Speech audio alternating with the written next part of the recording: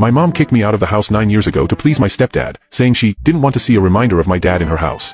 Now that I'm about to have my daughter, she comes back and says it's my obligation to name my daughter after her as a tribute. Mind you, we hadn't spoken in 9 years, so it was definitely weird.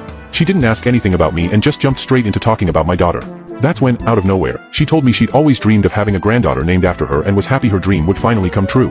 I asked her what she was talking about, and she said, obviously, I was going to name my daughter after her. For context, my great-grandmother did the same with my grandma, and my grandma did it with my mom, so I guess my mom assumed I'd do the same.